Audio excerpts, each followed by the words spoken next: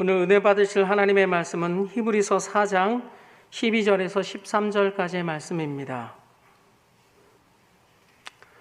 히브리서 4장 12절에서 13절의 말씀을 다 같이 합독하시겠습니다.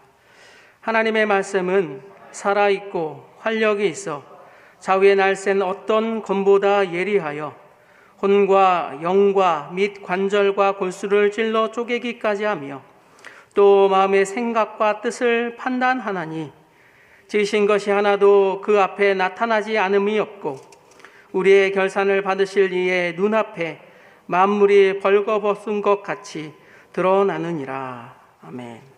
자, 저는 오늘 마음 수술이라는 제목으로 말씀을 전하고자 합니다. 아니, 무슨 정신병을 수술로 고치느냐? 마음을 고쳐서 어떻게 우리가 정신을 올바르게 고칠 수가 있겠느냐? 무슨 뚱딴지 같은 수술이냐 하면서 정신병을 수술로 고친다는 그런 생각은 대중 속에 매우 부정적으로 받아들였던 그런 상황이었었습니다. 자, 과격한 성격이나 괴팍한 그런 강박증, 분열적인 어떤 성향, 어떤 이것을 마치 혹을 떼어나듯이 수술로 개조할 수 있겠는가? 근데 이제 여기 대해서 한때 신경외과들 그리고 정신과 의사들이 난치성 정신질환 치료의 새로운 대안이다라고 여겼던 적이 있었어요. 왜냐하면은 우리 마음을 충동을 일으키는 어떤 그런 뇌의 부분은 이 전두엽이라고 해서 이 앞에 있는 부분입니다. 이것을 수술로 또는 전기 자극으로 정신분열까지 치료할 수 있다는 거예요. 그래서 미국의 약 5만여 명에게 이 시술을 행한 결과 특히 안토니오 모니스라는 박사님이 그 일을 행했는데 병적 증세가 많이 완화가 되었어요. 그 결과로 1949년도 노벨 의학상을 수상하게 되었는데요. 그런데 나중에 이렇게 보니까 시간이 지나면서 환자의 인간성이나 어떤 지적 능력이 감소된다는 그런 결과가 나타나는 거예요. 이런 부작용 때문에 그것이 좀 없어졌는데 정치범이나 사상범을 통제하기 하는 수단으로 공산주의 국가에서는 계속해서 그것이 악용되고 있었다는 것입니다. 오늘 영화 중에서 뻐꾸기 둥지 위로 날아간 새라는 영화가 있어요. 오래된 영화입니다. 거기 주인공이 맥 머피라는 사람이 있는데 그 사람에게는 공격적인 그런 행동이 있었어요. 그래서 이것을 통제하기 위해서 뇌의 일부를 제거하거나 전기 충격으로 그를 완화시켰는데 성공했습니다. 그런데 나중에 그는 식물인간이 되었어요. 그래서 이것은 결국 비윤리적인 잔혹한 수술이라는 비판 때문에 1970년도부터는 이런 수술이 금지가 되었습니다. 자, 그런데 1900년대에 들어와서 이 수술 기술이 향상되어서 뇌항해라는 기법, 즉 브레인 내비게이션이라는 기법을 통해서 큰 부작용 없이 문제만 유발하는 뇌의 특정 부위만 제거하는 그런 수술이 다시 시행되기 시작했었어요. 예를 들어서 하루에도 수십 번 손을 닦는 그런 강박증 환자가 있어요. 하루에도 수십 번 문이 잠겼나 안 잠겼나 그걸 확인하는 그런 사람이 있어요. 강박증이라고 그래요. 이런 이런 병을 고치는 데 있어서만큼은 이 생각이 계속 맴돌아서 빠져나오지 못하게 하는 그런 회로를 절단함을 통해서 이 생각이 거기 뭉쳐서 맴돌지 않게끔 만드는 그런 시술로 걱정과 미움과 불안과 두려움, 불신 여기서 벗어나게 하는데 상당히 효과를 보게 되었었어요. 지금도 그 수술을 하고 있습니다. 이 반사회적인 공격적 성향까지도 수술의 대상으로 여김 바 되었는데 예를 들어서 이유 없이 남을 두드려 패는 그런 사람이 있어요. 또 심지어는 자기 얼굴을 막 쳐가지고 이빨을 막 부러뜨리는 그런 자해사 행동도 하는 사람이 있어요. 이걸 질환입니다. 이것도 병입니다. 물을 안 먹습니다. 밥을 거부합니다. 어떤 움직이기를 싫어합니다. 자살 위험이 큰 우울증 이 환자의 뇌 전기요법을 통해서 즉각적으로 치료 효과가 나타나게 돼 있어요. 자, 그런데 MRI가 발전되어서 뇌의 상태를 정확하게 판독할 수 있는 어떤 그런 기술이 발전되고 나서부터는 뇌의 어떤 장애 요인을 제거하는 데 있어서 그것과 연결되어 있는 다른 뇌 부위가 너무나도 복잡하기 때문에 정신수술은 이것은 함부로 하는 것이 아니다. 강박 증상, 여기에 장애가 있는 사람들 왜 대부분의 정신병은 수술하는 게 아니다 하는 그런 결론이 나왔어요.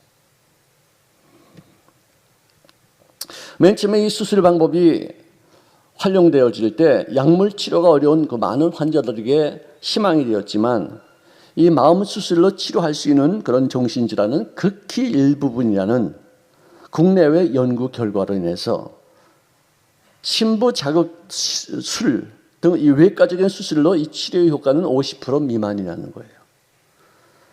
50% 사람들이 다 고친다 하더라도 고치는 사람들이 50%가 된다 하더라도 거기에 부작용이 또 많이 있다는 거예요. 특별히 누구에게 이 시술을 할 것이냐, 어떤 부위를 제거할 것이냐, 이 미묘한 어떤 그런 악용될 수 있는 소지가 있어요.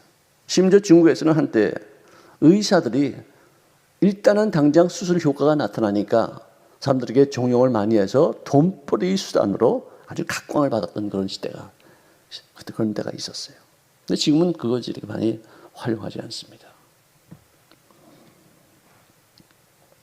자, 그런데 우리 예수 믿는 사람으로서 예수 믿는 사람답지 않게 하는 어떤 그런 생각이 어떤 그런 부분들이 많이 있어요. 이것을 우리가 수술해서 제거해야지 돼요. 수술 부위가 가장 심한 것이 어디냐? 비교의식이에요. 비교의식. 왜 사람이 행복하냐? 왜 사람이 행복하지 않느냐? 비교의식에 의해서 이루어지는 경우가 엄청나게 많다는 거예요. 예를 들어서 영국의 이코노미스트라는 그 잡지에 수입이 증가하면은 그 사람은 행복할 것인가라는 명제로 기사가 나왔었는데 거기 런던 정대학교 교수인 리차드 레이웨어드라는 사람이 어떤 말을 썼냐면은 인간은 과거와 현재의 나, 과거의 나와 현재의 나를 비교해서 행복을 추구해야지 되는데 남과 나를 비교해서 불행해지는 그런 경우가 훨씬 더 많다는 그런 연구 결과가 나왔어요. 예를 들어서 나는 90점을 받았는데 칭찬받을 수 있는 그런 귀한 점수예요. 그런데 95점 받은 사람 때문에 칭찬받지 못하고 야단맞는 거예요. 특히 한국 사람들, 한국 부모님들은 그래요. 지금부터 시작이야? 그거 봐, 내가 뭐라고 그랬어? 칭찬하지 않습니다. 교만하지 마. 받는 야단만 맞습니다. 그리고 이 5점 차이 때문에 오히려 발전적인 어떤 자극을 받은 바 되어서 오히려 더 그 사람으로 하여금 성장할 수 있는 어떤 요소가 될 수 있겠지만 성장하고 성공했다 할지라도 늘 불안한 거예요. 늘 불행한 거예요. 만족이 안 되는 거예요. 성장은 하죠. 그렇지만 이 사람은 행복하지가 않아요. 하버드 대학 대학생들을 대상으로 조사를 했는데 자, 지금 자네가 예를 들어서 연봉을 5만 불 받는다고 하자. 그런데 나머지 사람들은 2만 5천 불을 받을 때 자네가 행복하겠지? 그럼요, 당연히 행복하죠. 자, 그러면은 그 연봉이 10만 불로 올라간다고 하자. 그럼 어떻겠냐? 말할 수 없이 행복하죠. 그러면은 남들이 15만 불을 받는다고 생각하면 어떻게냐? 난 그거 택하지 않습니다. 나 5만 불 택합니다. 그러는 거예요. 그러니까 절대 연봉이 올라가는 게 중요한 게 아니라 상대적으로 내가 지금 현재 누구와 비교해서 얼마만큼 받고 있느냐 여기에 따라서 행복의 척도가 달라지는 거예요. 비교의식이죠. 그래서 결론은 뭐냐? 행복을 추구하는 것보다 더 중요한 것은 뭐냐? 행복할 수 있는 자격이 갖춰졌느냐 아니냐. 이것이 더 중요하다는 것을 알게 되었어요. 여러분들 미꾸라지 한 마리가 웅덩이를 흘려놓듯이 마음의 병도 마귀에 의해서 또 세상적인 가치관이 막 해지고 다니는 그 결과에 의해서 이렇게 행복도 되고 불행도 될 수 있다는 거예요. 인간들을 향하신 하나님의 뜻은 절대로 고난을 통해서 해받게 하기 위한 것이 아닙니다. 꼭 믿으시기 바랍니다. 아멘. 왜 내가 고난받고 있느냐? 왜 내가 이렇게 어려운 일을 당하고 있느냐? 하나님이 나를 해코지 하기 위해서, 나에게 재산을 빼앗고 건강을 빼앗아가서 불행하게 만들게 하기 위해서 다 아닙니다. 절대로 그런 결론은 내리지 마셔야 돼요. 성장을 이루기 위해서요. 우리가 고난받을 때 옛날에는 안 그랬는데 왜 내 팔자가 이렇게 됐지? 옛날에도 좋았는데 또 이런 또 비교를 하고 있어요. 지금 당장은 옛날보다 모자랄지 몰라도 그 비참함 속에서 내가 죄에서 돌이킨 이후에 이 잘못이 어디로부터 왔던 것인가를 내가 분명히 깨닫고 나서 거기서 돌이킨 다음 이후부터는 반드시 복이 임한다는 사실에 대한 인식이 있어야 되는데 그건 깨닫지 못하고 그 고난 자체만 보고 지금 현재 나의 상태만 보면서 낙담하는 그런 습관적인 악습이 있다는 거예요. 우리가 성경에 나와 있는 모든 신앙인들의 모습을 우리가 보더라도 결단코 역경을 통해서 더 잘 되지 않은 사람이 있으면 말해봐요. 모두가 다 시련과 아픔과 고뇌와 슬픔 속에서 더 나은 미래를 만들었지 그것 때문에 망한 사람이 있으면 얘기해봐요. 하나님이 우리에게 고난을 주신 것은 내가 너를 복덩이로 만들겠다는 약속을 전제로 고난 주시는 거예요. 아브라함에게 내가 너를 복으로 만들 것이다, 너를 복덩이로 만들 것이다 하고 나서는 금방 막 주지 않으셨어요. 많은 시련과 연난과 훈련과 역경과 진짜 이건 있을 수 없는 일들을 많이 겪으면서 그 고난을 통해서 진짜로 복덩이로 만드신 거 아니겠어요? 선한 의미가 있고 분명한 목적이 있는 삶 속에서 어떤 고난과 어떤 박해와 어떤 역경을 만났다 할지라도 거기에 굴하지 않고 오히려 당당히 하면서 피하지 않고 대면하면서 평탄한 인생의 나를 이렇게 만드는 것이 아니라 시련을 통해서 나는 더욱 성숙해지고 더욱 나아지는 것이다 라는 의식을 키워야 될 필요가 있는 거예요. 비교의식 또는 어떤 그런 고난을 통해서 내가 나쁜 일을 당할 것이라는 어떤 잘못된 이런 암덩어리들을 우리가 제거해야 돼요. 이건 생각의 암이에요. 정신적인 암이에요. 영적인 암이에요. 이런 것이 없으니까 요즘 그렇게 이쁘고 그렇게 잘생기고 그렇게 인기가 있고 그렇게 유능하고 그렇게 탤런트가 있는 사람들이 왜 젊어서 자살하느냐. 무엇이 자기 목숨보다 더 귀한 것이 어디 있겠어요? 너희가 온 천하를 얻어도 네 목숨을 잃으면 무슨 유익이 있으리요? 천하를 잃은 것도 아닌데 왜 자기 목숨을 왜 끊어? 왜? 속에 암세포에 의해서 자기를 죽이는 거예요. 정말 너무 비참해요. 사진을 봐도 참 멀쩡해요. 정말 젊은이들이 이렇게 훌륭해요. 탤런트도 있어요. 인기도 있어요. 남들이 다 부러워하는 사람들이에요. 근데 이 사람 속에 무엇이 잘못되어 있기 때문에 암덩어리를 제거하지 않았기 때문에 그 암이 커져서 자기를 죽이는 거예요. 생각의 암. 우리가 지금 무슨 생각을 하고 있는지, 내가 지금 어떤 행동을 하고 있는지를 알아야지, 볼 수 있어야지 내가 개선할 수 있는 것이지, 그걸 모르니까 염려하고 있는지도 모르고 그 속에 파묻혀서 걱정, 근심, 불안, 두려움 속에서 달달달 떨고 있어요. 내가 누구를 미워하는지도 모르고서 그 속에서 용서치도 못하고 원한을 쌓고 마음속에 큰 암덩어리에 눌려지려고 있어요.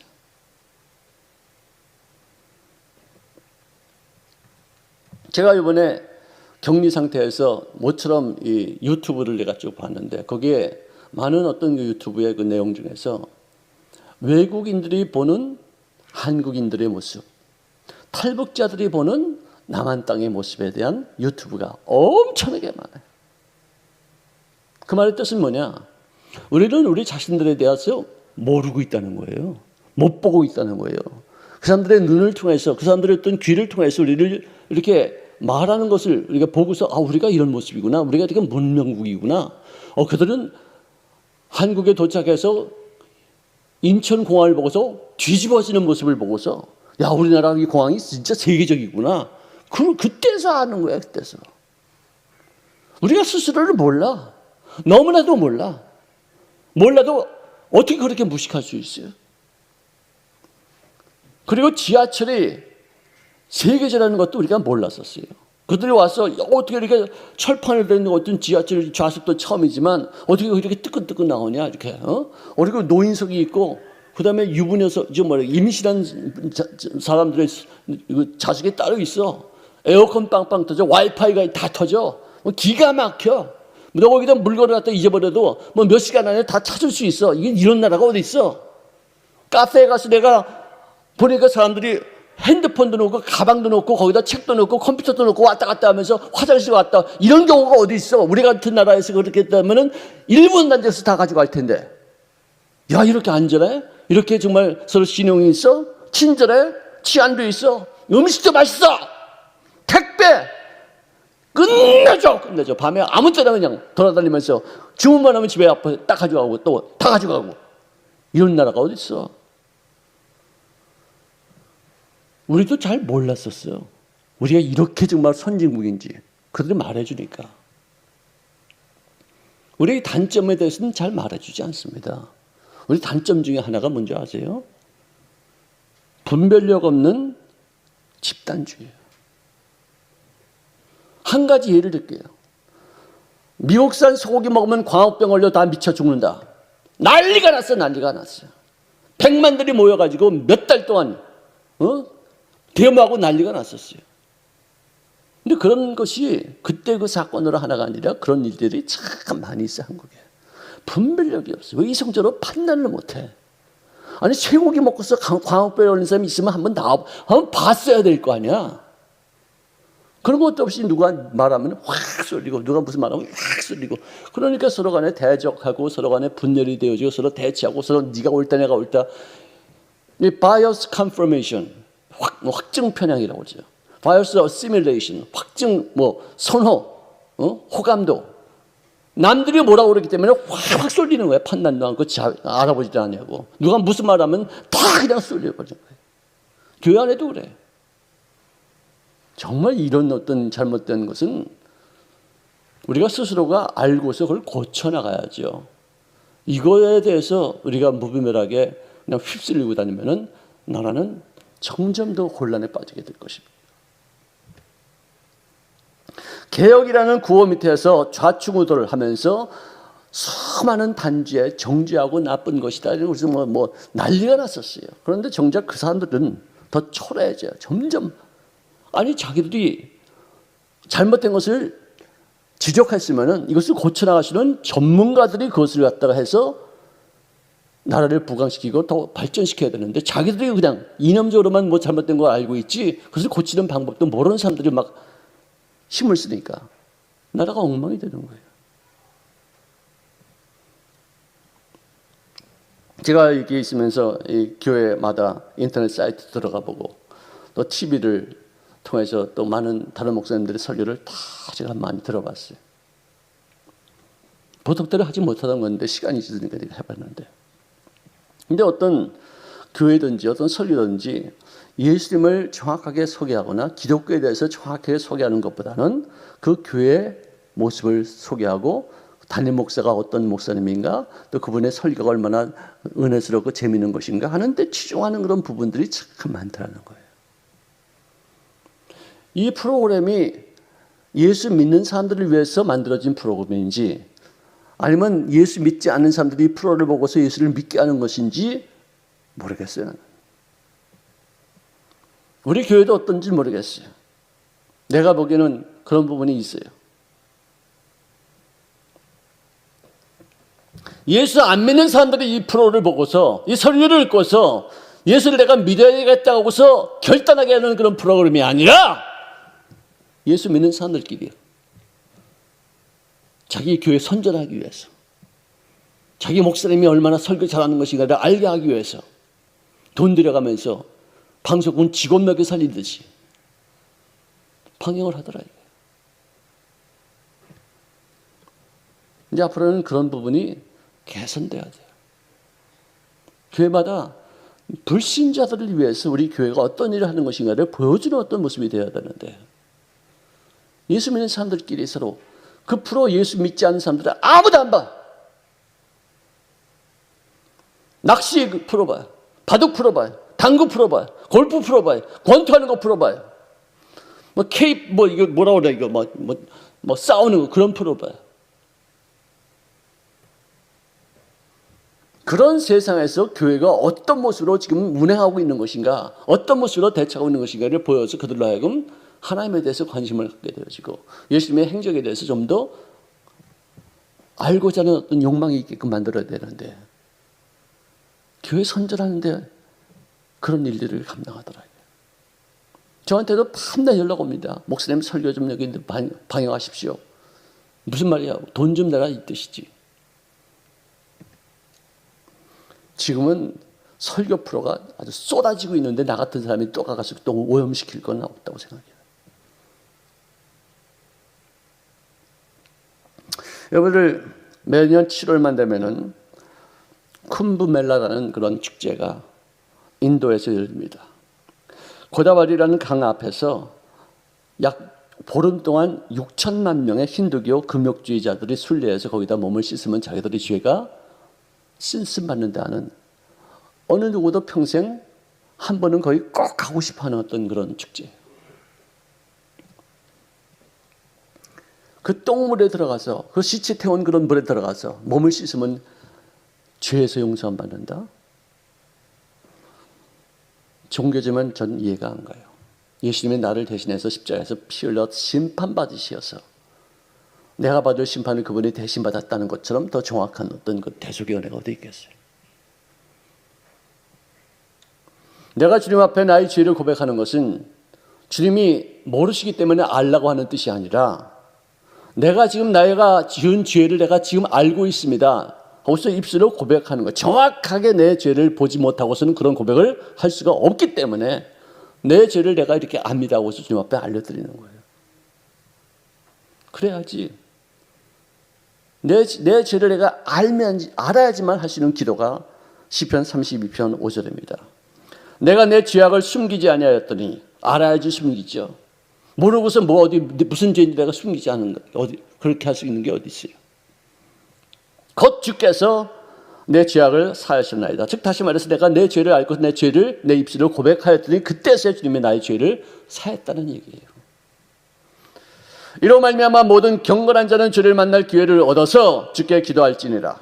진실로 홍수가 범람할지라도 그에게 미치지 못하리라. 즉 내가 나의 죄를 알고 주님 앞에 나아가 예수님의 흘리신 피로 내 죄를 씻기만 하면 죄값이 더 이상 나에게 임하지 않는다는 확신에 찬 그런 말이에요. 여러분들 사람들은요, 죄를 고백하지 아니하고 죄를 쌓아둡니다. 자기가 무슨 죄를 짓지도 모르기 때문에 여기다 쌓아두는 거예요. 응어리진 거, 또 용서치 못한 것들, 이것도 다 죄예요. 나에게 상처 준 것도 죄지만 그 상처를 내가 풀지 못하고 그 상처를 주님 앞에 가지고 나가 하나님 앞에 도움을 청하지 못한 그것까지도 다 죄예요. 이것이 나중에 쌓였다가 폭발할 때는 남에게 해야 주는 것보다도 자기 자신에게 오는 그 충격이 얼마나 큰 줄 아세요? 어떤 어른 아이는 내가 상담해 보면은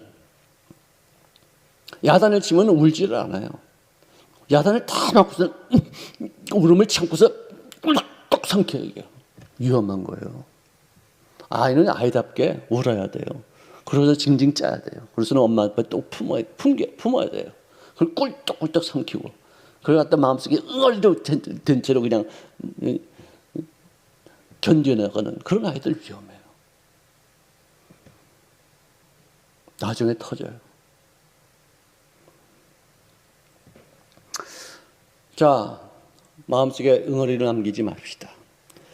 무슨 말을 들었고 잘못하면 그냥 누구하고도 막 떠들면서 이거 다 풀어버려야지, 여기다 그 쓰레기를 갖다가 쌓아두고 있다 이게 썩어서 터지면요, 정말 무서워요. 정신병이 다 그런 거예요. 대부분의 정신병은 내가 용서받았다는 사실을 아는 순간부터 치료가 시작된대요. 용서받았다는 생각을 못해요. 용서할 줄도 몰라요. 그래서 정신병 걸려요. 우리가 또 생각 속에 제거해야 될 대상 중에 하나가 육신의 일이 우리들이 생각 속에 있다는 것이에요. 이것이 있으면 천국을 유혹으로 받지 못한대요. 로마서 8장 13절에 보니까 너희가 육신대로 살면 반드시 죽을 것이로되 영으로서 몸의 행실을 죽이면 살리라. 갈라디아서 5장 19절에는 육체의 일, 즉 육신의 행실이 무엇이냐? 음행과 추함과 호색과 우상숭배와 주술과 원수매짐과 분쟁과 시기와 분냄과 작당과 분열과 이단과 투기, 술취함과 방탕이다. 이런 자들은 천국을 유업으로 받지 못한다는 거예요. 여기 하나라도 걸려있으면 이거 다 제거해야 돼요. 여러분, 교회 안에서 다툰다는 것은 상상도 할 수 없는 일이에요. 어떻게 교회라는 곳이 어떤 곳인데 어떻게 이렇게 분열이 되고 어떻게 패싸움이 되고 어떻게 누구를 미워하고 누구를 해코지 할 수 있겠느냐. 그런데 이것이 너무나도 자연스럽게 비일비재한 거야, 한국 교회에. 이러니까 고난이 오고 박해가 오고 또 그래도 또 깨닫지도 못해. 박해한다고만 그러지 우리들이 뭐가 잘못하고 있기에 이런 일이 생겼는지도 몰라. 정말 하나님 정말 좋으신 분이에요. 그 좋으신 것 하나 때문에, 좋으신 하나님이라고 시작하고서 한 기도, 그것 때문에 다른 것이 다 무조건 다 용서받는 것인가? 아닙니다. 너무 착각하지 마세요. 하나님은 그렇게 허락하지 않습니다. 자, 한 소녀가 설교하는 내용을 한번 들어보시겠어요? 할머니, 내가 비디오에서 봤는데 김호준 목사님이 이랬어. 비디오 너무 감동이야. 그러니까 어떤 거지가 있었어. 근데 그 거지가 밥을 못 먹어가지고 죽을 뻔했어. 근데 그때 왕이 그 길을 거리고 있는 거야. 그러니까 왕이 이랬어. 너는 이제 내 아들이다. 너는 이제 궁전에 와서 나랑 같이 살 거다. 라고 말했어. 근데 있는 거 있지. 그리고 소년이 따라가다가 이제 왕이 말했어. 네가 나를 따라갈 거면 네가 있는 것을 다 버려야 돼. 다 버려. 왜냐면 그래서 소년은 자기 물건들을 바라봤어. 먼저 깡통. 그 깡통이 없었다면 밥을 못 먹어. 굶어 죽을 뻔했어. 그 다음에 이제 담요를 봤어. 그렇게 바람이 부를 때 담요가 지켜줬지. 근데 그 담요랑 깡통을 버리라는 거야. 너무 심각하지 않아? 그리고 마지막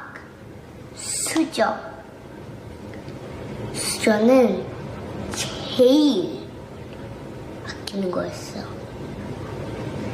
수저가 없었으면 밥도 못 먹었을 거야.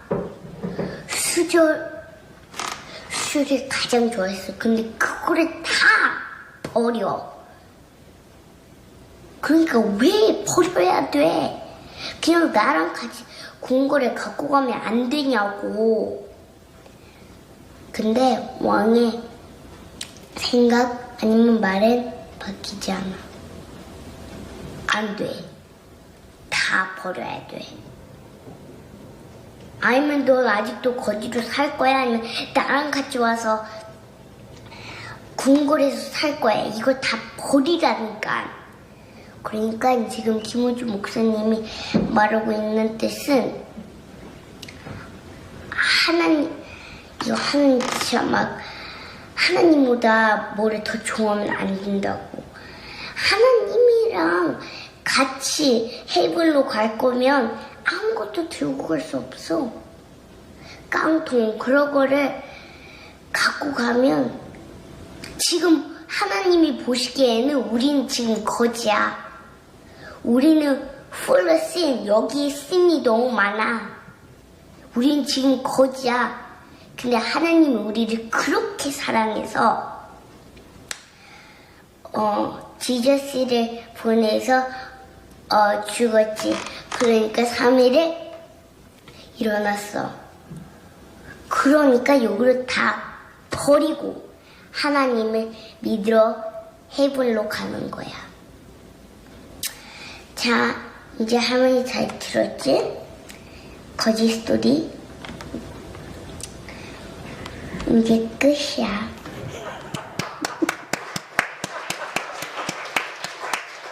손녀가 할머니한테 전도하는 거예요.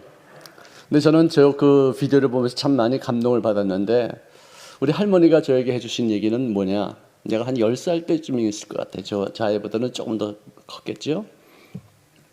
옛날 일정시대 때 어떤 사람이 길을 가다 보니까 어느 거지가 구걸하고 있었는데, 그 소녀 거지가 얼마나 이뻐 보이는지, 야, 얘가 거지 동양할 애는 아닐 텐데 싶어서 그 아이를 데리고서 집에 와서 그 집에서 일하는 애들에게 이 아이를 좀 한번 모욕을 시키고, 그 다음에 옷을 좀 한번 잘 입혀봐라. 그랬더니 진짜 모욕을 하고 나서 또 옷을 예쁘게 잘 입고 나니까 너무너무 이쁘더라고요. 클레오파트라 양쪽 뺨을 찰싹 때릴 만큼 너무 이쁘더라고요. 그래가지고 부모님을 졸라서 이 아이하고 결혼하겠습니다. 이 아이 지금 뭐 한 18살, 20살 정도 되는 그 아이인데, 그거를 갖다 좀 결혼하겠습니다. 이제 졸라가지고 결국 이제 결혼하게 됐는데, 얼마나 행복하겠어요. 절생미인하고 이제 결혼을 했으니까. 그러니까 직장 끝나자마자 그냥 집에 평 오는 거예요. 직장에서 또 누가 밥 먹자마자 술 한잔 하자 그래도 그냥 집에 평 오는 거예요. 너무 아내가 보고 싶어가지고. 자, 그랬는데 집에 올 때마다 그건 못 느끼는 것이 뭐냐면은, 아니 와서 내가 요비링을 띵 누르면은 이렇게 나오는 시간이 딱 있는데 항상 보면은 조금 뭔가 한 박자 늦게 나오더라 이거예요. 이상하다. 어떻게 이렇게 여기서 나오는 그 거리를 내가 알고 있는데, 이렇게 나는 보고 싶어가지고 막 왔는데 나오는 속도가 어떻게 이렇게 한 박자 항상 이렇게 늦느냐 싶어가지고 나중에는 한번 담을 탁 뛰어넘어가지고 창문을 이렇게 들어가 봤는데, 왜 이렇게 이 애가 뭐 하길래 보니까 거기서 옛날에 입던 그 거지 옷하고 깡통 차고서 안방에서 일로 다니면서 저리면서 아저씨 한 번 주세요, 아저씨 한 번 주세요 하면서 거지 생각을 하고 있더라고요.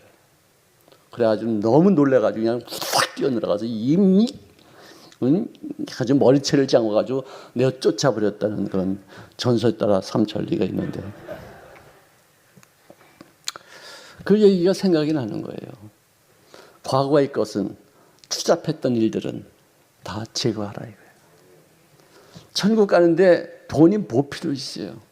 건강이 뭐 중요하긴 하겠지만 그게 뭐 필요하겠어요? 여러분들, 만일 누구든지 그 위에 세운 공적이 그대로 있으면 상을 받고, 누구든지 그 공적이 불타면은 자신은 구원을 받되 불 가운데서 받은 것 같으리라 고 말씀했어요. 즉 다시 말해서 그리스도를 터삼아서 세운 업적만 인정하지, 자기 스스로가 세운 공력, 과거의 어떤 경력, 이게 다 아무 소용없다. 여러분들, 예수님이 십자가에서 못 박혀 죽으실 때 옆에서 예수님을 인정하고 환영해서, 또 그분이 구세진 것을 믿고 오늘 네가 나와 함께 나가오는 있으리라 해서 구원받은 한 강도가 있었어요.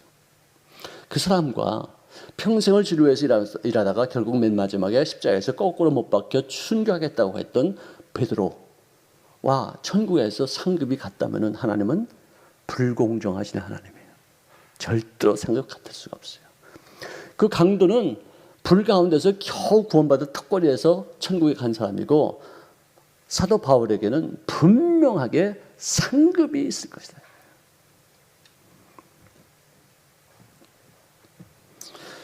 작은 자에게도 주는, 작은 자에게 행한 그 냉수 한 그릇의 접대도 하나님이 그것을 기억하시고서 그에게 상급을 주시겠다고 약속하셨는데, 우리는 이제 더 이상 구원받기 위해서 예수 믿는 게 아니에요. 구원받았다고 해서 마음대로 사는 게 아니에요. 천국 가서 주님이 내가 하나님을 위해서 일했던 것으로 인정될 수 있는 것으로 상급받기 위해서 가는 것이에요. 겨우 턱걸이 구원하는 게 아니에요. 그러기 위해서는 우리가 우리 속에 있는 잘못된 암덩어리 생각들을 다 제거해야 돼. 수술해버려야 돼. 하나님의 말씀은 살아있고 활력이 있어 좌우의 날선 어떤 검보다도 예리하여 혼과 영 및 관절과 골수를 찔러 쪼개 수술할 수가 있게 되어드리라. 이거예요. 말씀으로, 성령으로 우리들의 마음속에 있는 모든 잘못된 것을 다 고치고 육체의 일에서 우리가 벗어나야지만 그것이 구원받은 사람들이 받는 상급을 위해서 일할 수 있는 일꾼들이 될 수 있다는 거예요.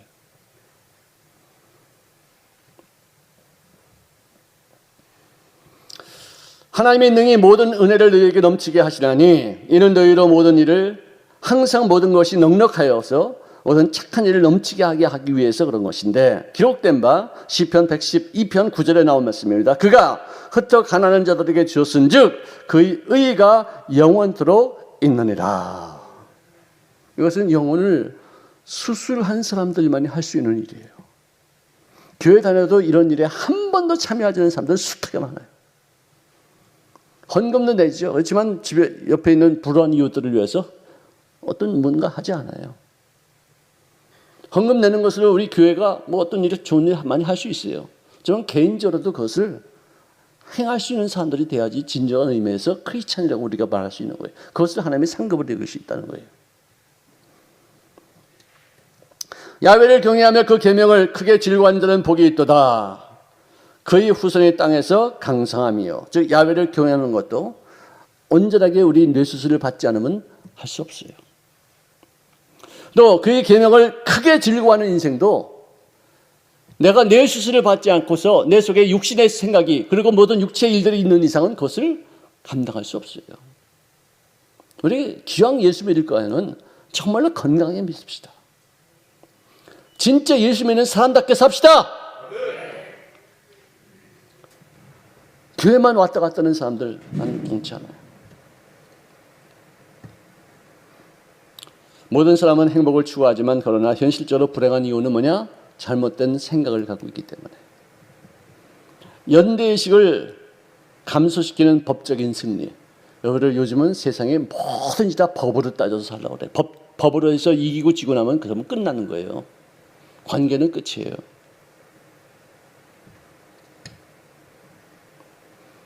최고의 미덕은 관계 속에서 발전되는 따뜻한 인간성 개발이에요. 크리스천의 참 행복은 하나님과 이웃의 유익을 위해서 살 때 오는 복으로 인해서 하나님의 상급이 있다는 것을 깨달을 때 우리 후손들에게까지도 이어지는 귀한 가문의 영광이 나타날 수 있기를 주의 이름으로 축원합니다. 사랑하시는 주님 고맙습니다. 우리들이 형식적으로 교회만 다녔던 제들이었지만 고난과 역경을 통해서 우리들이 참 진실을 볼 수 있는 귀한 기회를 허락하여 주셔서 잘못된 것을 과감하게 잘라버리고 좋은 것을 끊임없이 계승하시는 우리가 다 되어지게 오셨사오니 감사합니다. 거룩하신 아버지, 예수 믿는 사람답게 살게 도와주시옵시고 구원받은 것으로 만족지 아니하게 하시되 우리가 구원받았으면은 그를 통해서 얻어지는 상급이 무엇인가를 깨달아 위에서 부르심의 상을 쫓아서 살 수 있는 여생이 되어지게 복을 더하여 주시옵소서. 예수님의 이름으로 기도합니다. 아멘.